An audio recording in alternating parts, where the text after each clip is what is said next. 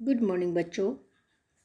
आज की इस वीडियो में हम सोल्व करेंगे pre board question paper of economics कक्षा 12th। और ये जो पेपर है ये फरीदाबाद डिस्ट्रिक्ट में लिया गया और इस पेपर में सभी प्रश्न अनिवार्य हैं। आप ध्यान से देख लें एक बार क्वेश्चन किस प्रकार का आपका आएगा, उसमें स्टाइल दे रखा है। इस प्रश्न पत्र में 4 खंड समाहित हैं। ए में प्रश्न 1 से 40 MCQ हैं और बी में 2 अंक वाले हैं, 5 प्रश्न होंगे 2 अंक वाले, और सी में 3 अंक वाले हैं, ये भी 5 होंगे, और जो खंड डी है उसमें 5 अंक वाले हैं प्रश्न और वो होंगे 3। ठीक है, तो प्यारे बच्चों हम सबसे पहले लेते हैं MCQ। इनके आंसर देखते हैं क्या होंगे। पहला क्वेश्चन है, अर्थशास्त्र नामक पुस्तक के लेखक कौन थी या रचयिता कौन थे। देखिएगा, अर्थशास्त्र नामक पुस्तक के लेखक कौन थे। देखो, जो पुस्तक अर्थशास्त्र हुई है, अर्थशास्त्र जो पुस्तक है उसके रचयिता थे कौटिल्य थे। लेकिन अगर पेपर में इस प्रकार से आ जाए कि आधुनिक अर्थशास्त्र के पिता कौन है, आधुनिक अर्थशास्त्र के पिता कौन है, तो फिर आपको एडम स्मिथ लिखना है। अगर अर्थशास्त्र नामक पुस्तक के लेखक कौन थे तो कौटिल्य आएगा। देखिए, वेल्थ ऑफ नेशंस, राष्ट्रों के धन, राष्ट्रों का जो धन है, वेल्थ ऑफ नेशंस जो पुस्तक थी ना, उसके रचयिता थे एडम स्मिथ या फिर आधुनिक अर्थशास्त्र के पिता। लेकिन यहाँ पर अर्थशास्त्र नामक पुस्तक के लेखक कौन थे तो यहाँ पर कौटिल्य आएगा। ये पहला ऑप्शन बिल्कुल ठीक है। सेकंड जो क्वेश्चन देखेंगे हम, निम्न में से कौन सा समष्टि तत्व है। एक वस्तु की कीमत, ये नहीं। राष्ट्रीय आय समष्टि तत्व है। मांग की लोच नहीं है और उपभोक्ता संतुलन ये भी नहीं है। तो बी ऑप्शन हमारा बिल्कुल ठीक है, जो बी ऑप्शन है। नेक्स्ट क्वेश्चन है, उपभोक्ता संतुलन बिंदु पर। देखो, हम बात पहले भी हमने बताया था, जहाँ भी संतुलन की बात आए तो हमने इक्वल का निशान ढूंढना है। उपभोक्ता संतुलन बिंदु पर marginal rate of substitution XY greater than P of X oblique P of Y, ये नहीं है क्योंकि इसमें ग्रेटर देन का साइन है। संतुलन में कब होगा, जहाँ इक्वल का साइन होगा। Marginal rate of substitution XY less than PX oblique PY, ये भी नहीं है। नेक्स्ट हम देखते हैं सी में क्या है। Marginal rate of substitution X and Y equal to price of X oblique price of Y, ये बिल्कुल ठीक है। यहाँ पर सी ऑप्शन हमारा आएगा, ये सही है। नेक्स्ट है, उपयुक्त में से कोई नहीं, ये नहीं होगा। नेक्स्ट क्वेश्चन है, सीमांत उपयोगिता हो सकती है। जो मार्जिनल यूटिलिटी जो है वो क्या हो सकती है, धनात्मक भी हो सकती है, ऋणात्मक भी हो सकती है, शून्य भी हो सकती है। तो हमारा सही जो ऑप्शन है वो द है, उपयुक्त सभी, यानी कि सभी हो सकते हैं। वो कैसे बच्चों, देखिएगा, हम मार्जिनल यूटिलिटी का डायग्राम बनाएंगे। यहाँ पर मार्जिनल यूटिलिटी का डायग्राम बनाएंगे तो देखेंगे आप। देखो बच्चों, ये TU है, ये TU है, लेकिन ये यहाँ पर हाईएस्ट है, तो यहाँ पर हम बनाएंगे सीमांत उपयोगिता का मार्जिनल यूटिलिटी। देखिए, मार्जिनल यूटिलिटी यहाँ पर 0 है और यहाँ पर माइनस है और यहाँ पर क्या है, पॉजिटिव है, प्लस पॉजिटिव है। तो ये आपने देखा, ये तीनों हो सकती है। नेक्स्ट क्वेश्चन आप देखेंगे, गर्मी के मौसम में आइसक्रीम की मांग वक्र शिफ्ट होगा। देखो, मांग, आइसक्रीम की जो मांग है ना गर्मी के मौसम में बढ़ जाएगी और बढ़ने से दाईं तरफ होता है, कोई प्रभाव नहीं होगा, ये गलत है। दाईं ओर, ये ठीक है।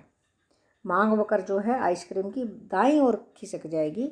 बाईं ओर से ऑप्शन गलत है, इनमें से कोई, ये भी गलत है। तो बी जो ऑप्शन है वो बिल्कुल हमारा ठीक है। पूर्ति वक्र जब खड़ी हुई सरल रेखा होती है तो यह बताती है कि इकाई लोचदार पूर्ति, इकाई से अधिक लोचदार पूर्ति, पूर्ण लोचदार पूर्ति, पूर्णतः बेलोचदार पूर्ति, ये बिल्कुल सही ऑप्शन है डी, और ये नहीं है। तो देखिएगा, यहाँ पर हम डी ऑप्शन की बात करते हैं। जब खड़ी रेखा, खड़ी हुई सीधी रेखा होगी तो देखो ये होगी, ये एस और एस, ये पूर्ति वक्र है, तो पूर्णतः बेलोच है क्योंकि बिल्कुल सीधी खड़ी रेखा है। ये पूर्णतः बेलोचदार पूर्ति है, तो डी ऑप्शन हमारा बिल्कुल ठीक है। नेक्स्ट क्वेश्चन है, जब सीमांत उत्पाद शून्य होता है तो ऐसी दशा में कुल डैश होता है। तो देखिएगा कुल उत्पाद होता है, यहाँ पर कुल उत्पाद और उसके बाद डैश आना चाहिए था, कोई बात नहीं। कुल उत्पाद होता है जब सीमांत उत्पादन शून्य होता है तो कुल उत्पादन अधिकतम होता है। ए ऑप्शन बिल्कुल ठीक है, बी है न्यूनतम ये गलत, सी शून्य ये भी गलत और उपयुक्त में से कोई नहीं। तो देखो बच्चों ये किस प्रकार से सीमांत उत्पादन शून्य होता है तो कुल उत्पादन उस टाइम पे क्या होता है, अभी हमने बताया था। देखिएगा ये है TU TP टोटल प्रोडक्ट, और ये देखिएगा जब ये शून्य है, ये यहाँ पर 0 है ना, तो कुल उत्पादन क्या होगा। यहाँ पर इसने क्वेश्चन क्या किया कि वो अधिकतम होगा। सीमांत उत्पादन शून्य है तो कुल उत्पादन क्या होगा, अधिकतम होगा, हाईएस्ट होगा। तो यहाँ पर हमारा ए ऑप्शन बिल्कुल ठीक है। अगला क्वेश्चन आप देख रहे हैं, सीमांत लागत वक्र औसत लागत वक्र को उसके डैश बिंदु पर काटती है। तो यहाँ पर हमारा आंसर होगा ए ऑप्शन न्यूनतम, बी अधिकतम, सी किसी भी और उपयुक्त में से कोई नहीं। तो न्यूनतम बिंदु से, ये कैसे, यहाँ पर हम देखेंगे ये है AC करो।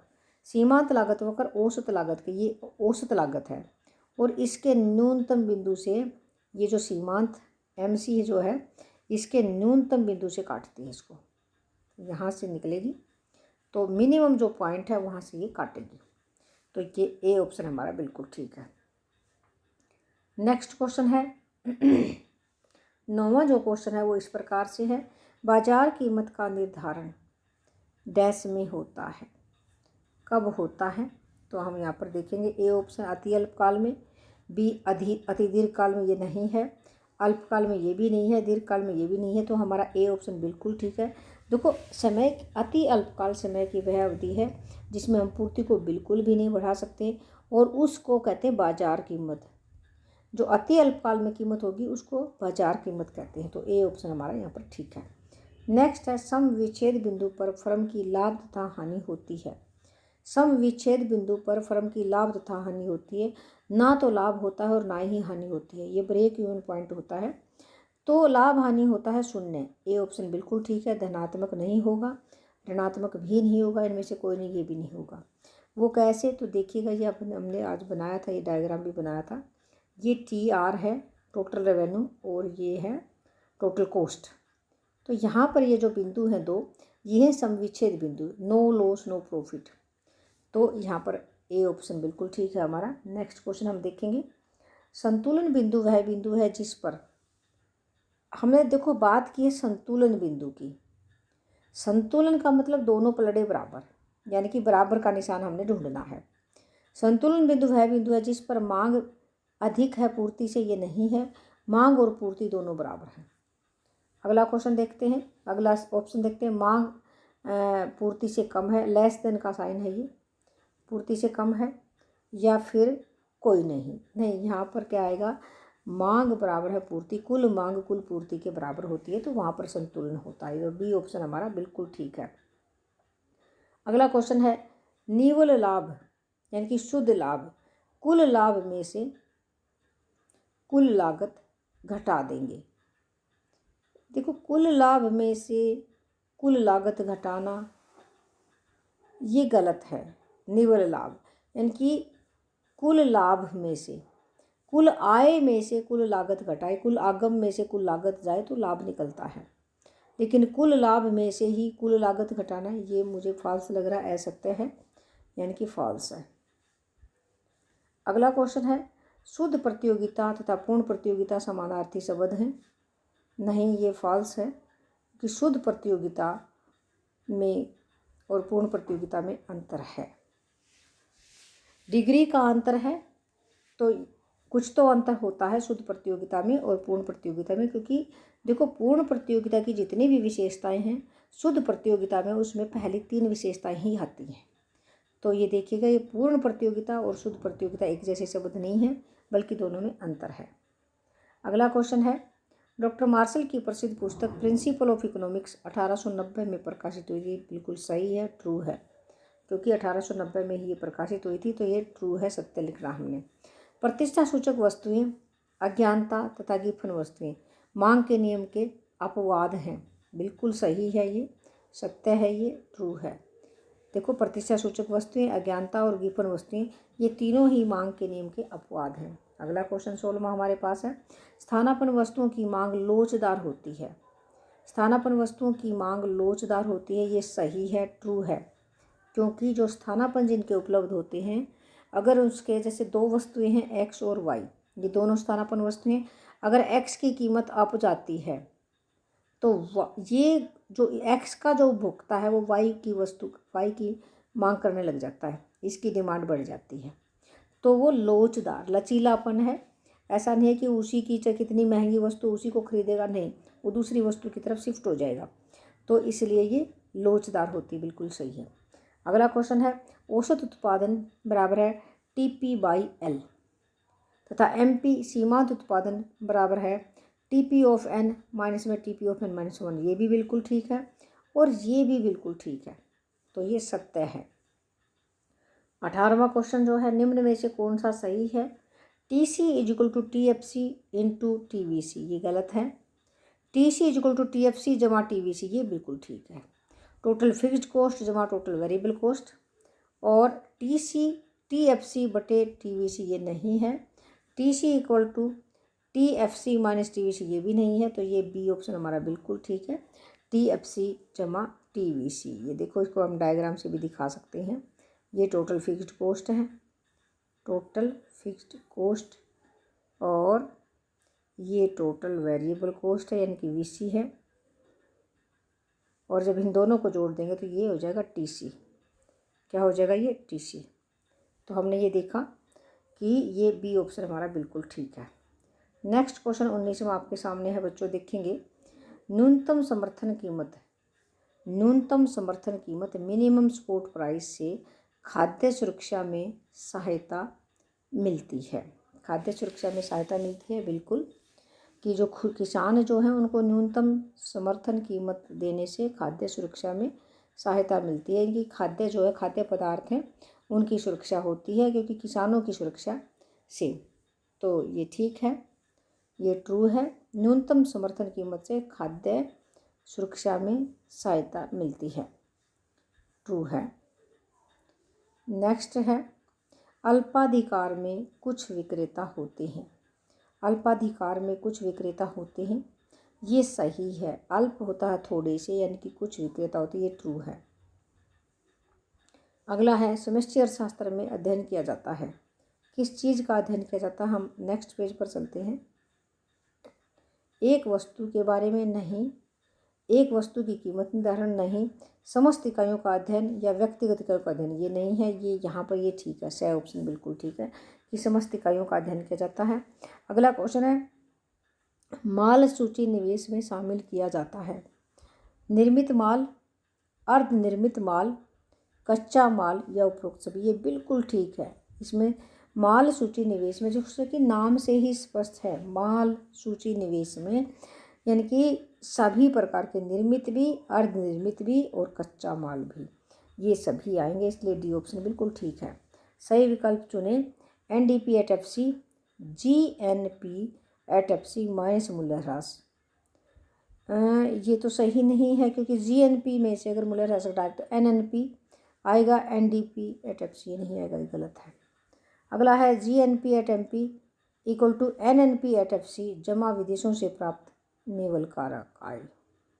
देखो, ग्रोस नेशनल और नेट नेशनल तो ये पहले ही है, तो ये भी गलत है।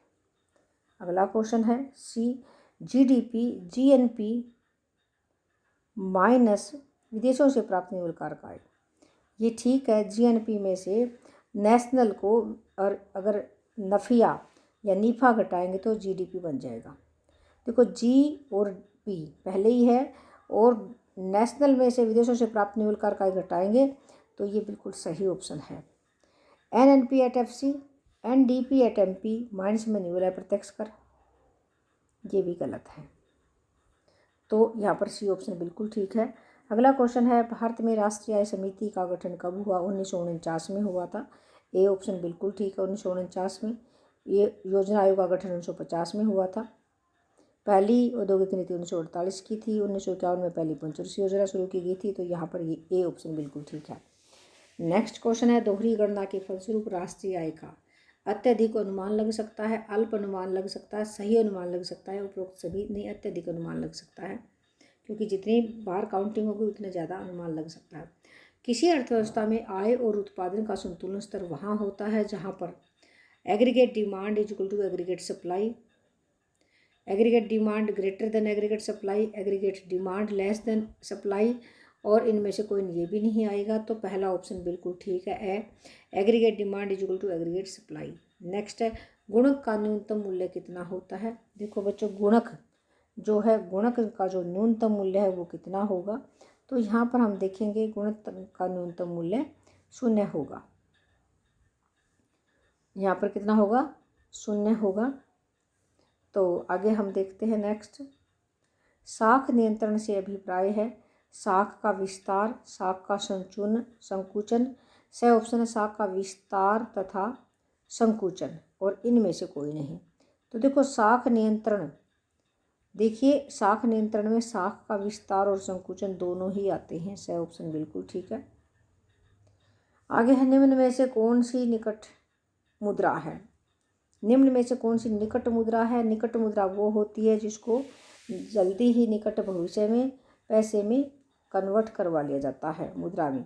तो देखो, ट्रेजरी बिल, समय जमा, विनिमय पत्र, उपरोक्त सभी। यहाँ पर डी ऑप्शन बिल्कुल ठीक है, ये सभी आएगा। अगला विनिवेश से अभिप्राय है सरकार की परिसंपत्तियों को बढ़ाना नहीं, वर्तमान निवेश को कम करना, वर्तमान निवेश को शून्य करना बिल्कुल गलत है, वर्तमान निवेश को बढ़ाना ये भी गलत है। तो वर्तमान निवेश को कम करना, इसको विनिवेश कहते हैं। बी ऑप्शन यहाँ पर हमारा बिल्कुल ठीक है। पूंजी पर ब्याज खाली स्थान है, स्टॉक है या प्रवाह है। देखो, पूंजी पर ब्याज ये एक समय अवधि के अंदर होता है, इसमें टाइम पीरियड है, इसलिए ये एक प्रवाह है। विश्व महामंदी वर्ष में आई थी 1929 में आई थी विश्व महामंदी। तो यहाँ पर क्या आ जाएगा, 1929 में ये महामंदी का वर्ष था। अगला है, डैश अप्रत्यक्ष कर नहीं है, सेवा कर अप्रत्यक्ष कर है, आयकर आएगा। यहाँ पर क्या आएगा, आयकर, क्योंकि आयकर जो है प्रत्यक्ष कर है। आगे हम देखेंगे, भारतीय रिजर्व बैंक की स्थापना डैश वर्ष में हुई। कब हुई थी आरबीआई की स्थापना, 1935 में हुई थी। तो हम यहाँ लिख देंगे 1935। केंद्रीय बैंक का डैश सबसे महत्वपूर्ण कार्य है, और देखो इसमें कौन सा महत्वपूर्ण कार्य है। मुद्रा की पूर्ति का नियंत्रण, जनता की जमा स्वीकार करना। देखो, जनता की जमा स्वीकार करना तो व्यापारिक बैंक का कार्य है। केंद्रीय बैंक का महत्वपूर्ण कार्य है मुद्रा की पूर्ति का नियंत्रण करना, तो ये वाला इसमें आएगा। आगे है, कारक लागत पर सकल घरेलू उत्पाद बराबर है कारक लागत पर शुद्ध घरेलू उत्पाद जमा मूल्य ह्रास। देखो, शुद्ध में अगर मूल्य ह्रास जोड़ दोगे तो सकल आ जाएगा। तो देखिएगा, कारक लागत पर सकल घरेलू उत्पाद, ये बिल्कुल ठीक है, ये ट्रू है। नेक्स्ट क्वेश्चन है, अंतिम वस्तुओं का मूल्य बराबर है उत्पादन का मूल्य माइनस मध्यवर्ती वस्तुओं का मूल्य, बिल्कुल सही है, ये ट्रू है। अगला, बैंक चालू खाते पर ब्याज देता है, नहीं, यह सत्य है। बैंक चालू खाता वह होता है जिसमें बैंक व्यक्ति कितनी बार भी पैसा जमा कराए, कितनी बार भी निकाले, जितनी बार चाहे, दिन में 4 बार 5 बार, कितनी बार भी निकाले, कितनी बार भी जमा कराए, तो उसको कहते हैं चालू खाता। चालू खाते पर ब्याज बैंक नहीं देता है, क्योंकि बैंक चालू खाते से कुछ ना कुछ फीस जरूर लेता होगा, लेकिन वो ब्याज नहीं देता है। बैंक चालू खाते पर ब्याज देते हैं, तो इसलिए फॉल्स है, नहीं देते हैं। भारत में वित्तीय वर्ष का अर्थ 1 जनवरी से 31 दिसंबर तक होता है, ये बिल्कुल गलत है, फॉल्स है, क्योंकि ये 1 अप्रैल से 31 मार्च तक होता है। राजस्व घाटा, जो हमारा नेक्स्ट क्वेश्चन है, लास्ट क्वेश्चन है, राजस्व घाटा।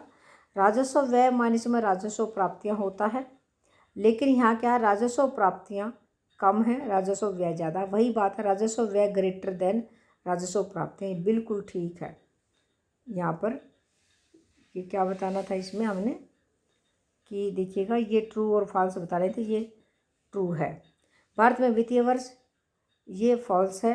बैंक चालू खाते पर ब्याज देता है, ये भी फॉल्स है।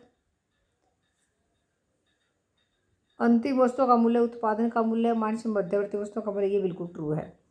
तो डियर स्टूडेंट्स, ये हमने 40 MCQ यानी कि शॉर्ट क्वेश्चन आंसर कराए हैं, जिनके एक एक नंबर हैं। इसमें कुछ फिल इन द ब्लैंक्स थे, कुछ ट्रू फॉल्स थे, कुछ MCQ थे। तो अब हम इसमें एक छोटा सा मैथमेटिकल क्वेश्चन भी आया हुआ, वो भी सोल्व करा देते हैं। तो देखो छोटा क्वेश्चन क्या है, 42वां क्वेश्चन आप देखेंगे। किसी वस्तु की कीमत 10 रुपये से बढ़कर 12 रुपये हो जाती है। देखो हम यहाँ ना फार्मूला बना ही लेते हैं। जैसे P है 10 है, पहले वाली कीमत को 10 और P1 जो है 12, ये हमने इतना अपना लिख लिया। जिसके फलस्वरूप उस वस्तु की पूर्ति की मात्रा 35 इकाई से बढ़कर 42 इकाई हो जाती है। तो यहाँ पूर्ति की मात्रा देखो, Q 35 और Q1 42। देखिएगा बढ़कर इतनी इकाइयाँ हो जाती है, Q और Q1। अब हमने फार्मूला अपनाना है कि क्या रहा, क्वेश्चन था कि पूर्ति की लोच बताइए। देखो डेल्टा P हमारा आ गया 12 घटा 10 बराबर है 2, और डेल्टा Q हमारा आ जाएगा 42 में से 35 गए, कितना आ गया यहाँ पर 7। अब देखिएगा, अब फार्मूले में हम पुट करते हैं। डेल्टा Q लेंगे सबसे पहले। डेल्टा Q हमारा है 7 और डेल्टा P हमारा कितना है, डेल्टा P हमारा है 2 और P कितना है, P हम ढूंढेंगे 10 और Q कितना है, Q हमने देखा 35। ये 2 इसको किया, 2 5 10, 5 7 35, 7 को 7 से मल्टीप्लाई किया तो आंसर हमारा आ गया 1। तो यहाँ पर इसका उत्तर हम लिखेंगे 1। इलास्टिसिटी की पूर्ति की लोच है ये, और उसका सम्स आया हुआ है, तो 1 यहाँ पर आंसर है। और दूसरी बात ये है कि भी ये जो है ये पूर्ति की लोच है, इसमें पूर्ति में और कीमत में समान सीधा संबंध है, और इसमें माइनस का निशान नहीं आएगा। तो देखो delta Q delta P P बटा Q ये है। ओके बच्चों, तो आपके 40 MCQ हो गए, और एक हमने ये छोटा जो क्वेश्चन कराया है ये संख्यात्मक प्रश्न था। तो इसी के साथ हम आपसे विदा लेते हैं। धन्यवाद।